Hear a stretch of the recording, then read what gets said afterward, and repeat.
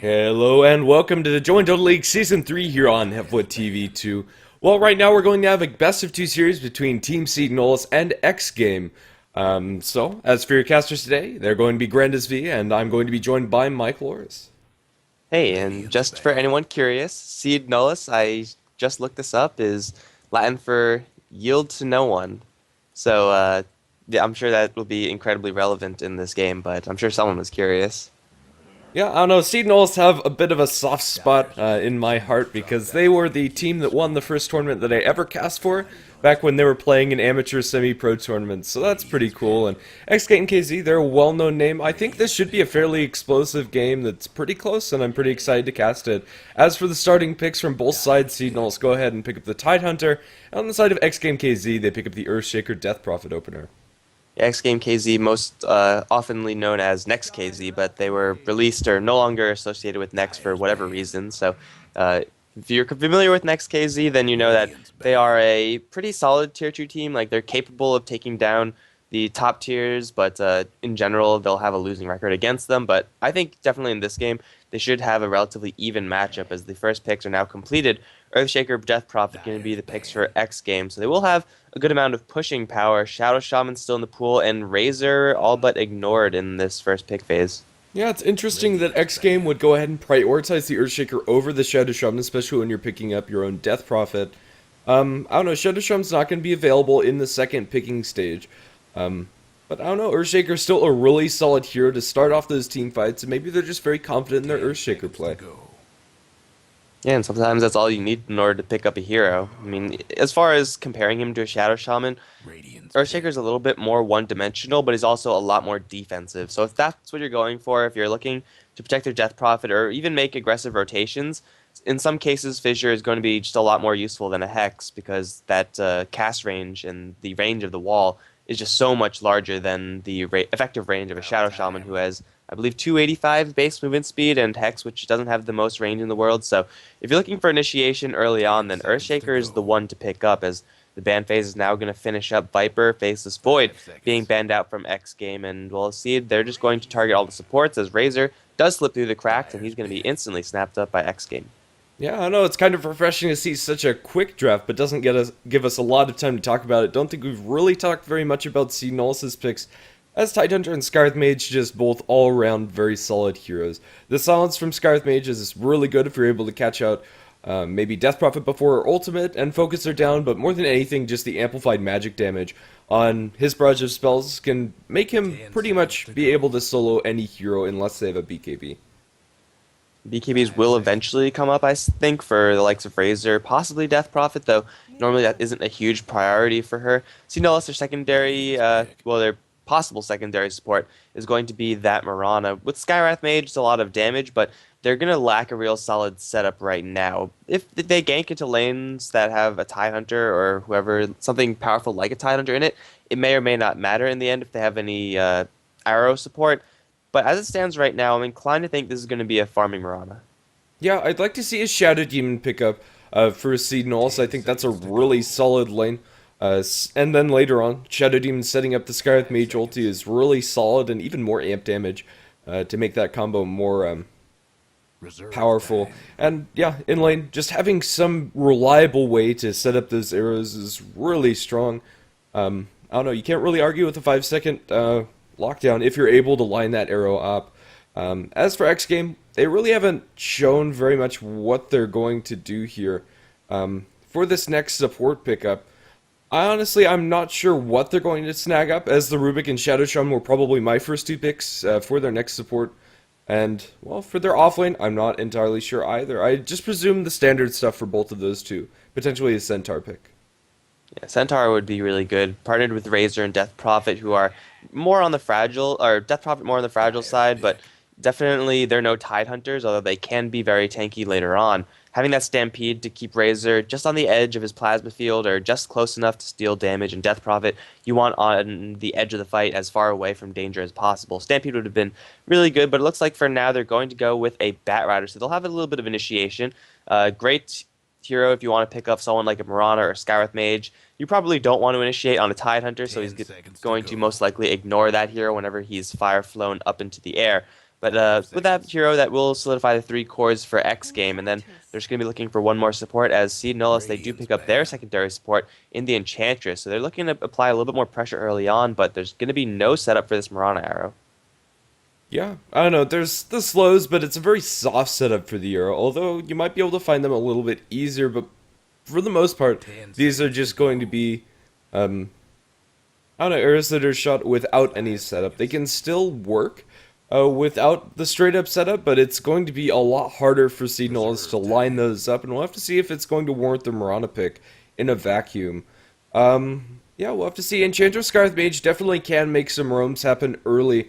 Although they're fairly lacking in lockdown, the concussive shot into the Centaur stomps, if Enchantress gets some lucky creeps, can definitely lead to some kills.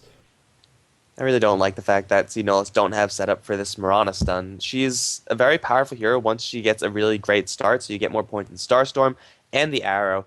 If that doesn't happen, you're just farming the lane, which is all well and good, but there's no reason to let a Mirana farm the lane when you could pick up someone who's going to farm the lane and then have a larger impact early on. Because Mirana, though she can carry a game, she's more slanted towards the early mid game with her arrow and Starstorm combination. So, Seed Nullus, they're going to have to make something happen with this Mirana, otherwise it'll just be a lot of wasted potential.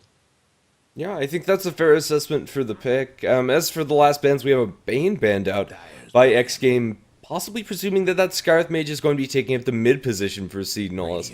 Although that would make their lanes very, I don't know, clunky. We'll have to see. H-Appertion banned out by Seed Nullus. It would be a pretty bad decision for Seed Nullus. Scarlet Mage does rely very heavily on Arcane Bolt in order to push the opponent out of lane and try to get some lane control that way. But it's really hard to do that when the xGame side will know that you're doing that, and they'll put Razor in the mid lane. He'll get 1 point unstable current, and suddenly you're taking a whole lot of damage just from trying to harass your opponent. So that would be like almost disastrous for Seed Nullus if they do end up doing that. Yeah, for sure. I don't know, xGame, they've run through the reserve time a lot faster than Seed Nullus have, and are actually at the last 10 seconds for this final pick for themselves. Yeah, I guess we'll just have to see what this last support presumably is going to be. And it will be a Lion. I don't know, Lion is a fairly non-committal support. He's a jack of all trades, but I think in this game he's going to be really good, especially with the Enchantress, Scarlet Mage, and Mirana. Those heroes are very susceptible to a Finger of Death early on. The nuking damage coming out from the Lion is going to be something that they have to be worried about, and Lion Earthshaker is a very good aggressive roaming duo with a lot of lockdown at their fingertips with the Fissure, Earth Spike, as well as the Hex. Lion's really weakest point in the game is the period between the level 1 and level 6 mark, where his Impale is actually not that good, or Earth Spike rather, sorry. It's not that great at level 1, like a 1-second stun is pretty much what you get from the Earthshaker. 60 damage is a right click, so that's not too impressive, but the last pick for Seed Nullus is going to be a Vengeful Spirit. That's a very interesting pickup. Maybe a Core Spirit there? Yeah, I'm going to have to assume that that's a Core Vengeful Spirit. I don't know, that's going to make their lanes very peculiar. It looks like it's going to be a mid Mirana with a solo safe lane Tidehunter and then go aggressive with Scarlet Mage Vengeful Spirit, Enchantress in the aggressive jungle. Their lanes are going to be awkward, as he said, but Vengeful Spirit's still a good hero to have versus the xGame side. Again, Swap is, I would say, the best tool to have against a Batrider ultimate, because whoever he swaps, you could either swap your friendly back or swap the Batrider. Either way, the lasso will break off, so it's a good hero to have, but it does jank up the lanes just a little bit, and it looks like Crit is going to be handling that one, and he does have Sentry Ward as well as Smoke of Deceit. If he does roam a lot with the Enchantress, then that could lead to some very early kills, but let's go over who's playing what before anything else. We do have that Crit Vengeful Spirit. Quix is going to be top lane as the core Mirana. Zizu is on the jungling Enchantress. Mid lane it is going to be the Skywrath Mage being played by Antonio, and bottom lane it's going to be a solo Tidehunter played by Arise. And on the Radiant side, we are going to have xGame KZ, or Next KZ as they might be known previously. Well, with equal playing on the Earthshaker, the other years are going to be Batrider handled by Stallcat. Death Prophet going to be played by, excuse me, let's see, Damash. And then we're going to have a Lion played by Reeves, and an Earthshaker, or rather Razor, sorry about that, played by Mantis. So it looks like Mantis, I mean, he was the hard carry player for next KZ, and it's more or less the same exact squad, so he's going to be handling the Razor down bottom. This is going to be really good news for the Seed Nullis side, as Scarith Mage is going to go toe-to-toe with the Death Prophet. And as it stands right now, Scarith Mage, though he does have a little bit less armor, has a slight base damage advantage, has a health advantage, and has a sustained damage advantage. So he'll be able to shove Death Prophet out of lane fairly comfortably, although he will have a slower bottle. Yeah, and he will also be fairly susceptible to being pushed down by the Death Prophet once she gets her level 6 especially. With the Crypt Storm, Death Prophet can definitely push out those lanes faster. But I think a lot of what this mid game is going to come, or mid lane is going to come down to, is the support rotations. For now, Earthshaker shows his face in mid, but eventually will swagger down towards bottom. And so, until the Enchantress gets a creep, I don't think we'll see very many rotations towards the mid. She gets herself a Dark Troll Summoner, possibly the best level 1 creep, allows you to jungle decently well with the summoned minions, as well as giving you a good lockdown spell, so it's a good creep luck coming out for Zizu. Bottom lane already, xGame are going to flex their muscles. They do get the level 1 kill on the Tidehunter. I didn't think they would have enough, but Lion going to delay the Tidehunter's escape by just a little bit, and 56 plus damage on the Razor. Got a very long static link, and then Equal coming on from the side with the long range fissure. Very, very easy first blood for xGame, and Tidehunter, though he does have his boots, he's not going to be safe enough because those boots could have been a stout shield. I don't know if that would have made a difference or anything like that, but xGame, yeah, their supports pretty much are no longer needed in this lane. Razor should be able to handle himself, which means supports will be willing to roam towards mid. TCN, they kind of have a similar situation, although it'll happen a little bit later. Mirana will be able to handle herself versus the Batrider once she gets more levels, but until that happens, Crit as well as Zizu, they're going to need to pay a little bit attention towards top as they will actually do smoke up, and they will catch Stallcat with an arrow, actually. He's going to try to Firefly and escape, but he's going to go down. Quick's going to take that kill. In the meantime, mid lane, Zizu looking for blood. Yeah, I know both of the offlaners giving up a very early kill as Tidehunter not looking too healthy, but I'll keep the focus on mid as the net goes out on to Tamash's TP support, but I don't think it's going to be enough. With the follow-up Centaur Sun, it definitely won't be. Right clicks will be there. The Batrider shows his face, but in the end, he's just going to soak a little bit of experience and potentially farm in mid. But yeah, Team Seed after giving up the first blood, are going to strike back in a big way in top and mid. That was one of their 2 opening smokes used. Venture Spirit does have hers still, so, well, doesn't even need it because Invisibility Rune is a little bit better than Smoke.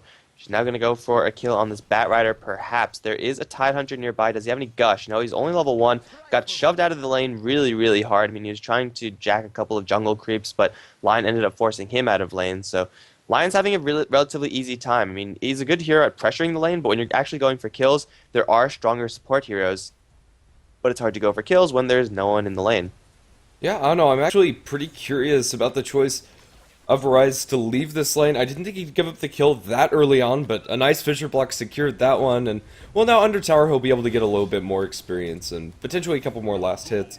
But for now, still Arise is going to have a very hard time up against this Razor. Yeah, it's hard to beat a Razor no matter who you are, really. Tidehunter is a really good offlaner when he's up against melee heroes. So if this Razor was an anti-mage, he would feel very, very comfortable in this lane. But the Razor can keep its distance correctly, and Static Link is going to wreck your Tidehunter. So he's not going to have that much time to get CS, so his Blink Dagger is going to be a little bit slower. His Arcane Boots are going to be a little bit slower. However, he will get a couple of good levels that will be met, however, by the Batrider, who is jungling a couple of stacks in his own jungle. So it looks like the offlaners are going to be getting some experience, but it looks like TCN, they're going to force the issue immediately. Alpha Wolf has been picked up as the Wild Wing, unfortunately, for TCN, does die off. They're going to go for a top lane push. They'll land an arrow onto Equal. Magic Missile to follow up, and Equal just completely stun-locked. They saw him the entire time. Yeah, I'm not even sure if they saw him. I think that was just... Yeah, how would they see him? I don't know, he was behind that tree. I would have had to check the replay to see exactly how that went down, but I think they just knew that the Earthshaker wasn't in bottom, was potentially sitting up top and shot an arrow and got lucky. Tier 1 tower is going to fall very quickly, and Team Seed is now with a 3-1 lead as well as that early T1. Now they drop the ward behind the tower. That's going to be picking up a hand of Midas at about 4 minutes in. A very fast Midas, and this push isn't stopping just yet. They'll put some damage on the Tier 2. I don't think they'll be able to take it, however. Yeah, unfortunately, Zuzu's creep did time out. That Alpha Wolf was providing around 20 damage per person, and of course for the creeps as well. So adding a lot of pushing power as far as that is concerned. But if they did get just a pure lucky arrow, then, well, you can't ask for much more. Shoot arrow, hit arrow, no matter what. Even if it is luck, it's going to get you a couple of kills. As meantime, bottom lane, Mantis does have his Ring of Basilius active. Reeves is there as well, and they're going to effectively shove this Tide Hunter out of lane and try to take down this tower. However, it looks like it might be denied as Arise looking for that initiation. He will get hexed up and then chained up. He's going to be dropped, but Reeves now going to be focused down by the teleported in Skywrath Mage. He's going to now try to go for Mantis. However, that 1 point in Unstable Current going to make it a little bit difficult for this Skywrath Mage to really put out his damage load, as he's out of mana. He can't cast a Mystic Flare. Mantis going to try to juke into the trees, but he doesn't have any teleportation. He's going to eat his way through, though. Arise is going to catch him, but I think Mantis is just home free. He's going to take an Anchor Smash, concussive shot from long range, but they don't have enough damage for this. Beautifully juked by this Razor. Yeah, in the end, Razor going to make it out alive as Tidehunter gives up his life for the line. The Tier 1 tower was not denied, and the Radiant did get the last hit on that one. So I don't know, across the map, this is a fairly close game, although down in bottom, Arise might be caught out. I don't know, nothing to stop him from range with those boots. This Tidehunter is not having a good time at all. He somehow has himself 1,000 gold. Like, I have no idea how he managed to find that, but he's now having a point of gush, so he's going to be able to contribute elsewhere in the game if he does choose to decide to leave the lane entirely, and I think that might be what he wants to do, is he does get hexed up, Impale, Fissure. It's another free kill on this bottom lane. xGame are just dominating this bottom lane. Even though they're top and mid, they are, well, actually mid should be going pretty well. It's fairly even. Their top is losing, but their bottom lane is winning enough to make them okay with that. Yeah. I don't know, for now, they have given the mid lane to the Skywrath Mage in the mid. We haven't really talked about him much. Oh. Well, what's going on?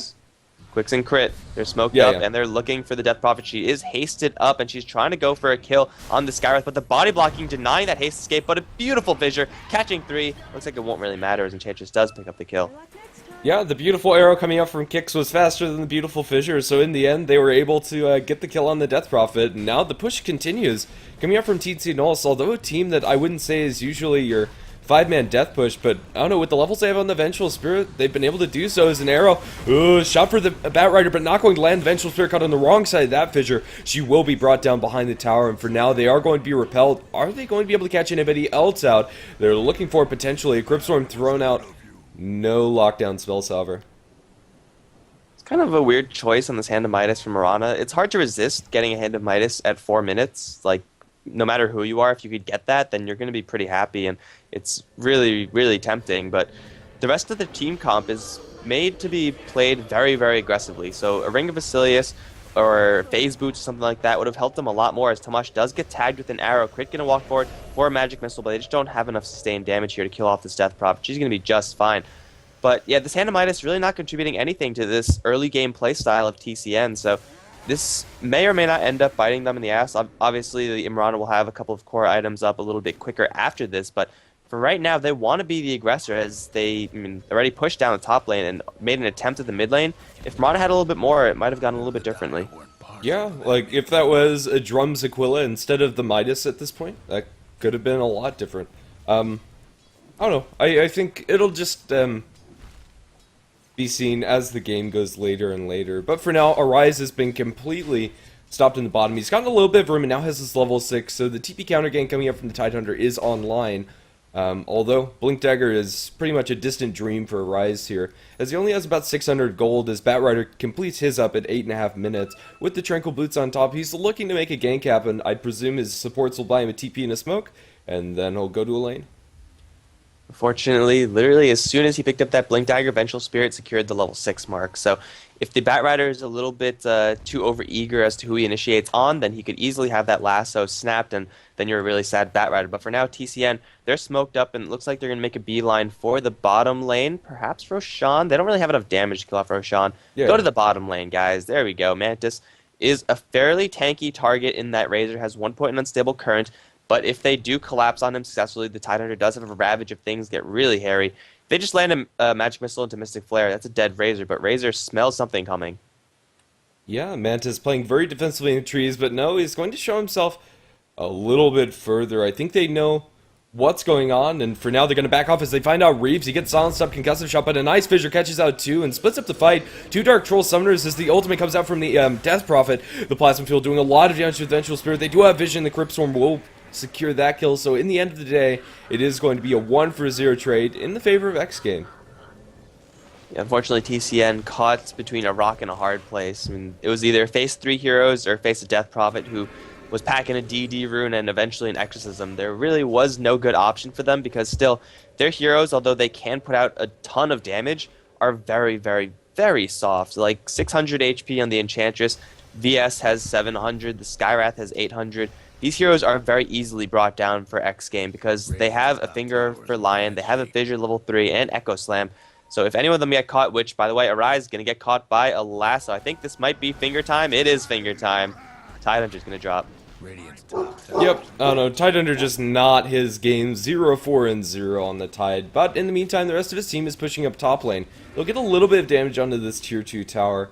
Yeah, earlier on, they had the Medallion on the Vengeful Spirit, so I thought they might attempt a Roshan, and in the end, that might have been a better option for them. I don't know, I think slowly but surely they'd be able to do it as bottom. They get a kill on the Batrider with the follow-up stun on the Skywrath Mage just to secure the retreat.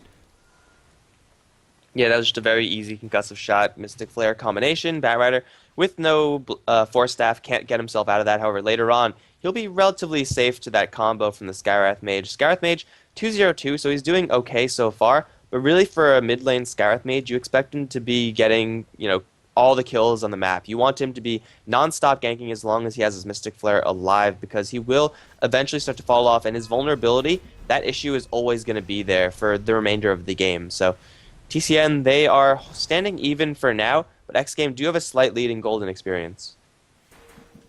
Yeah. I don't know, 1500 in gold. Experience is negligible, almost at 0 now after the graph rounds itself up. As it is 6-6 kills, it's not much else happening, as xGame are grouped up currently waiting for Lasso to come off of cooldown, but the entirety of Team Seed Knowles have grouped up in mid, wanting to take this tier 1 tower, it seems. I think xGame might want to concede this one, although Stalkat does teleport back, going to lay down some fire. The rest of his team is going to push down the top lane as Exorcism is popped for the Death Prophet. The Batrider looks like he'll be successful in drawing off the aggro, so it looks like xGame might actually just get a free tower here. TCN, though, they do have the Enchantress and a lot of early game power. Their pushing actually isn't that strong. I mean, they have level 2 Vengeance Aura, which is all well and good. Their Mirana does have a couple auras, but Equal actually going to get caught out. He's going to get Mystic Flared, but he has an Invisibility Rune. He's going to be just fine. Fissure will block off nothing. It looks like everyone will escape alive, but the top lane tower was brought down by xGame. Yeah, so in the end, xGame just taking the better trade. I don't know, a solid choice by them, although they took a lot of damage on their tier 1 tower in mid. They should be fairly happy with that, even though they didn't get any kills afterwards. xGame, they do have a little bit more pushing power in that Death Prophet Exorcism, which, I mean, Enchantress does offer you that level 1 pushing power. We saw that a couple of months ago, I'd say almost half a year ago, where Enchantress was very, very standard pickup. You would take her, and then, come the 8-minute mark, the entirety of the enemy's lane would just be devoid of towers, because that's what Enchantress does give to your team. But obviously she hasn't done that, as the tier 2 top lane is still very much so alive for xGame. And Enchantress, if she doesn't go for an Aghanim Scepter or something, then her ability to control creeps is eventually going to taper off. However, Reeves looking at top, he is going to catch Quicks as he leaps right into the Lion. Impale Finger, that's a free kill for Reeves, but it looks like he's going to try to give it to Mantis. What a good guy. Quicks going to try to juke into the trees. Reeves, you might have held it for a little bit too long. Actually, he was out of mana. Oh, they see Quicks, and Quicks is so screwed. However, he does have tele support coming in. Crit's going to land the stun onto Reeves. Mantis, though, going to unload all his damage there. Mystic Flare onto Mantis will bring him down fairly low. He doesn't have enough mana for his mech, but Crit's stuck in a corner. He's going to go down, and now the Skywrath also stuck in the same corner. This is not where we want to be versus a Razor. Everyone's going to get cleaned up as Death Prophet does secure the last kill. But it's a free 3 kill for xGame. Yeah, a very awkward engage as everybody was just kind of running through the trees, and it was very easy for them to bring in some extra support in.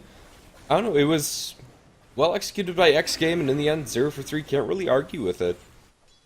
And a Blink Dagger on the Lion at 14 minutes in after Tranquil Blitz. This is a very fast Blink Dagger on your Lion, mostly due to the fact that he's been involved in 7 kills and has only died once this game. With Earthshaker and Lion in particular, both heroes that don't farm very fast. Lion farms faster than Earthshaker, but still not anything compared to like an Enchantress or Sand King that can actually go into the jungle. But yeah, if they're able to get off to this good start and not die, they'll get their Blink Daggers up and have a much larger impact. We're looking for some fairly large Earth spikes coming out from Reeves. Yeah, he'll be able to have initiations just as he did on Mirana top lane. Like, Mirana kind of gave Lion a free one by leaping right into Lion's line of sight, but Zizou gonna get caught out, instantly pops off the heal, but Cryptstorm does do a lot of damage. Looks like Mantis, without a lot of mana, is going to back off. A smart decision from him. But Lion's initiations are going to be pretty intense. Level 1 Hex is a 2.5 second disable at level 1. That's like right up there with Dragon Tail as far as broken level 1 skills. And if he jumps in on pretty much anyone, they can focus him down because Lion's getting a couple of good levels here. Once he hits level 11, I believe he can solo kill anyone except for possibly the Tidehunter. I don't know. The cores from TCN are getting a little bit of bulk on them, but definitely supports. Gotta fear this Lion. Yeah, for sure. As Team Seed Nolus are roaming as a fairly large group looking for a pickoff, and it might be the Lion that gets caught out, but he's playing very defensively inside the trees. For now, it looks like Team Seed Nolus are just going to put a little bit of pressure on this Tier 1 tower, although they don't have very many creeps to work with. They shoot an arrow. No, that was TP, excuse me. Mishearing there. Plasma Field comes out from the Razor, and it looks like xGame are going to be just fine with defending this Tier 1 tower. For now, nothing's actually happened. Tidehunter is 3 levels off of his level 6, and I don't think there's been a single Ravage yet. It's really not what you want to have happen. You want to be burning your Ravage almost as soon as you pick it up because it is such a devastating skill. But xGame with an advantage, and they're going to push it now as they are going to be smoked up, looking for a fight. Reeves looking for a target to jump in upon, although Equal also leading the way. He's almost at his Blink Dagger as well, so Earthshaker Blink, Lion Blink is going to be terrifying as xGame. They're going to sneak around the corner, lane Observer Ward, but I think that Observer Ward is spotted, so they'll know exactly what's going on. Lion gonna jump forward for nothing. That was someone else blinking out. That was a Rise blinking out, in fact. Equal does get caught with the Gush, but it looks like TCN are still winning the fight as they do get the lasso. It'll instantly snap, though. Crypt dropping low, and Reeves focused down from the Mystic Flare. There's already a finger used, so he's gonna be fine with dying. Equal, in the meantime, is gonna get stunned up. He's gonna be brought down. Ravage only used to secure that 1 kill. Stalkite can jump forward, try to land some tar on someone else, but for now it looks like the engagement is over. It's a 2-for-3 trade in favor of xGame, and they still have Exorcism left. They'll try to bring down this Tier 2 tower. Yeah, unfortunately for the Radiant team, it looks like that is the level 1 Exorcism. She just took level 11 in that fight, but it'll still be enough to take this Tier 2 tower. The kill trade was 3-for-2 in the favor of xGame as TCN pauses. Alright, so not much to look at during a pause, so let's go over some of the item progression of both of the sides. Tomsa, well, after this tower, he's definitely going to have enough to complete his Yule Scepter, and he'll have that one very quickly. The Mantis Razor is going to be going for an Aghanim Scepter, so it looks like xGame. They're going to look to push high ground very shortly. With the Batrider wielding a 4-staff Blink Dagger, they will be able to comfortably initiate, especially since Equal should be closing in on his Blink, and of course Lion already does have his. Yeah, on the side of Team Seed Nolus, they still haven't, they used the Ravage in the last fight, but the Blink Dagger coming out from Arise, it's there, but it really hasn't come into fruition yet. I don't know, we haven't seen a huge initiation. A lot of very small little back and forths in that last engagement. As soon as the Batrider lassoed somebody, there was the swap on the lasso, and then the Skywrath Mage was able to silence up the Lion after he used the Finger of Death on the lassoed target. So in the end, they were able to get a lot of kills traded early on in that engagement. Still, Kix hasn't fully gone online, although he has pretty much, I don't know, anything that a Mirana could want at this point in the game. With Phase Drums, Aquila, as well as the makings of Maelstrom on top of that Hand of Midas they picked up incredibly early on. I don't know, really the only hero on the side of Team Seed Nolus that really has what you want them to at this point in the game. Yeah, Skywrath Mage is wielding that Bit Booster, so he is more on the tanky end than Skywrath Mages would usually be at this stage, but still that Rod of Atos is a long way off. If he had that, Lion would have died a lot quicker in that fight, but it looks like the tower will in fact go down as we do unpause. xGame are going to get a free one, and I think in 70 seconds they're now powerful enough to look to take down all the Tier 2 towers in succession, so every 70 seconds that should be about the deal. Pretty much. Unfortunately for the Earthshaker, he did die in that last engagement, so his Blink Dagger is going to be delayed for a little bit longer. But honestly, with the Lion Blink already online, it's not going to be crucial for xGame to take the fights, and Fissure is still a great spell for your support Earthshaker especially. For now, they are going to back off and just push out the lane solo. Earthshaker might be in a little bit of trouble if he gets shot by an arrow We'll have to see if Kix is going to be able to land this one up. He's gonna shoot for it, and nope, Kix, or Equal, walks backwards, gets a fissure, and now the Echo Slam with the Lion jumping in as well. They're going to be able to burst down Kix with the right clicks to finish that up. Leap not gonna save you. Got punched out of the air, mid-air leap, and it was a slam dunk from the Earthshaker there, but that will give him enough gold to pick up that Blink Dagger. If Mirana just left that Earthshaker alone, he would still not have that Blink, but really, you gotta she forgot that the Lion perhaps was in the area or had a Blink Dagger or what have you. Ended up jumping into a very sticky situation, and Mantis might be in said sticky situation as VS does open up with the Howl. However, Mantis is pretty damn quick. He's going to pop up his ultimate. That is Aghanim, and Zizu going to get caught out with the Fissure. Mantis is going to burn this Enchantress down really quickly. Untouchable or not, the Eye of the Storm does not care. Wicked sick for Mantis. He's going to look to use the rest of this Eye of the Storm to pressure down this tier 2 tower. Thompson does have an Exorcism up, so they can choose to use it for this, as Batrider does get a solo kill on the Tidehunter in the meantime. But Mantis is just forcing everyone from TCN back while the Exorcism goes to town. They might even try to poke at the high ground with this momentum. Yeah, I don't know. They still have about half duration on Exorcism, but for now they are going to back up as Eye of the Storm has worn off. Yeah, Batrider is actually going to be cleaned up on bottom lane as Mirana gets a couple of right clicks after a leap. But yeah, I did not expect Tidehunter to die solo to the Batrider, but for now, xGame just going to shift gears up to the top tier 2, and it looks like they're going to be able to get that, especially with the Tidehunter down for 13 seconds. That's really all the time the xGame need to take this. That'll be the last tower as Quick's in a little bit of trouble perhaps. Reeves going to teleport down, jump in for the Hex, Impale, doesn't have enough mana for a finger, but he will have it shortly. Burn him, no, the leap is just there for Quick, so he's going to escape for now, but top lane, well, Fisher's going to be thrown out, just covering the retreat, but Reeves could very easily have soloed up Quicks if he had enough mana. Yeah, I don't know, it's always frustrating when you have a Lion and you're just that short away from the mana. He ended up getting it from the mana drain, but in the end, Leap was too much for him to really pursue, and didn't want to blink after that, possibly a little too aggressive for him. Yeah. For now, that is going to be the damage of his. Mirana almost has her Maelstrom completed. But yeah, I don't think that's really going to be enough for them to carry the game. Really, I think the bigger problem for Team C Knowles is that their mid Skyrath as well as their supports are just so darn poor. This mid Skyrath, he doesn't even have his Atos finished at 20 minutes in, and he's 400 gold away from that pickup. And the supports have really nothing between them. Enchantress is working, I don't know, she has a casual headdress and now finishes up the power treads, and then the Vengeful Spirit has the medallion, which is all fine and good, but they haven't been able to take Roshan off of this medallion, and I don't know, they just don't have a lot that they can do to fight up against xGame at this point in the game. Their heroes have just scaled a whole lot better. They have 3 Blink Initiators, great ways to start team fights as they jump in onto Equal. With the Enchant Totem, however, he's going to save himself for a little bit longer, and then the blink away, I think he's going to be fine. And TCN, I mean, that kind of thing, going for picks like that, that's what they should have been doing for the past 10 minutes, but unfortunately xGame, they've been grouped up as 5, and TCN, that's really not where they want to be fighting, because although they do have a Ravage, they want to be getting solo pickoffs, and well, Tomsa is invisible right in the midst of everyone from TCN, and he's going to have a great chance to get a 2-man silence. There's a lasso in from Stallcat as he dodge Cat Scour's Manager. Will instantly be snapped, but there's the Echo Slam plus the Finger of Death. Instantly, 3 are down. Who else is left? Well, everyone else has made a hasty retreat, and with the Exorcism up, that's going to be a free Roshan for xGame, a successful Roshan Jack. Yeah, I don't know. At this point in the game, it's really risky for Team C Knowles to do that.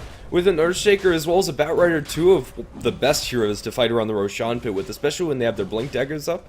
I don't know, they just got caught down, or caught out with their pants down, and in the end, Roshan going to be the prize for xGame to take, and I don't know, this is looking very bleak for Team C Knowles. Even if they get several pickoffs on high priority targets, the only hero on their side that is above anybody on the side of xGame as far as net worth is concerned is that Mirana. And as aforementioned, she'll be able to clear creep waves fairly quickly with this build, but it's not the items that Mirana needs to carry this game. She'd need 2 big items, honestly, if she was going to have a hope to do that. I think as long as Mirana is still soloable by the Lion, TCN are just not, they don't have a chance. Like, Lion can feasibly jump in and kill the Mirana by himself at this stage, and when you lose your most important core hero, the person with the most net worth on your team, that easily to one of the enemy's support heroes, then you're just screwed. Like, there is no chance for you coming back. So TCN, they still have a Ravage and a Mystic Flare combo, so we haven't quite seen that come together just yet, as Scarth Mage does finally complete up his Atos. But I mean, that item should have been up like 5-10 minutes ago. It's really, really late. And meantime, xGame, their Earthshaker he is so much. He has Boots of Travel plus a Blink Dagger. The Lion has a 4-staff Blink, as does the Batrider, now wielding a BKB, as well, everyone decides to buy their items at the same time. Mantis has a BKB of his own. Death Prophet working on a Bloodstone, it looks like. She has the Soul Booster up. TCN, they're just not getting as many items as the xGame side. Yeah, I think that sums it up nicely. I don't know, earlier on, I really liked the Earthshaker's choice to go for Bottle, even though we didn't talk about it very much, but for now, that will free him up for the Boots of Travel, so this Earthshaker can push out the side lanes fairly effectively, and then join his team for the team fights, and no matter where this Earthshaker is, he'll be there in spirit as they jump in onto Reeves. They'll get the kill on the Lion at the very least, but now Rise might be in a little bit of trouble. I don't know, Moonlight Shadow, they're going to be fine, but no, the jump in from the Batrider. He has the BKB, he's trying to find a lasso target, but doesn't have it. There we go. He's going to jump onto Zizu and pull him back into Tamash, and with the Exorcism running, that should be a fairly easy kill, but no detection on the ground, so Enchantress is actually going to be just fine. It's a wasted lasso and a wasted exorcism. However, Zizu is still in a little bit of trouble. Equal does jump in. Those Boots of Travels coming in big, and they will annihilate the Enchantress. Still, I would say exorcism wasted, but they do get something after they lose their Lion. Yeah, at the very least, a lot of ultimates committed for that Enchantress, which is unfortunate. Like, Exorcism being used away from the towers is, quite frankly, a win for Team Seed Nulles. But for now, Vengeful Spirit might be in a little bit of trouble. There's going to be Yule's Scepter thrown out by the Death Prophet, but with the Scarlet Mage ulti, as well as the slow from Concussive Shot Natos, he'll be able to bring down the Death Prophet. So, I don't know, Team Seed Nulles, they find a couple of very important pickoffs around the map, and yeah. They just need to be doing that exact thing, like, 5 more times, because Skywrath Mage, the Rod of Atos definitely helped him out in doing that, but he definitely has shown that he can kill off these targets. Death Prophet had a Soul Booster, and yet she just got completely annihilated by this level 2 Mystic Flare. That will continue to happen if she does get caught out like that, but TCN, I don't know if they're going to have the luxury of looking for those solo pickoffs, because their mid lane can be pressured now by Mantis popping off that Eye of the Storm, and still go to town on the tower. Unfortunately, they don't have the Exorcism just yet, but Mantis is pretty damn tanky. He has an Aegis. He really doesn't care. This looks like it'll be a free 2-3 tower as they do jump in onto Quicks with the Echo Slam and everything. Zizu also caught out. That's going to be free 2 kill. Mantis is going to get a little bit of Mystic Flare, but the chase is going to chase forward, and then Antonio is also going to drop. Mantis with the BKB, Stallcat with the BKB active as the Eye of the Storm just barely runs out. They're going to jump forward for an Impale. It's going to catch Crit as Arise does dodge it, but Crit is going to be dropped. Arise going to drop shortly after. GG is forced out. TCN, they went for the early game comp, and they just couldn't get it together. Yeah, I think that pretty much sums it up. They went for the early Midas on Mirana. I didn't think it would end up hurting them as much as it ended up doing. But yeah, it's really hard when you start out like that, and then you kind of just slowly aren't able to keep up that momentum, especially when you're playing up against a Death Prophet and a Razor, heroes that are really good about punishing you when you lose those team fights. In the end, xGame were just able to get their items up a lot faster and transition that into a Game 1 victory. So into Game 2 we go very quickly, as there shouldn't be much delay at all. So don't go anywhere. Thanks for watching, and GG to both teams. GG, guys.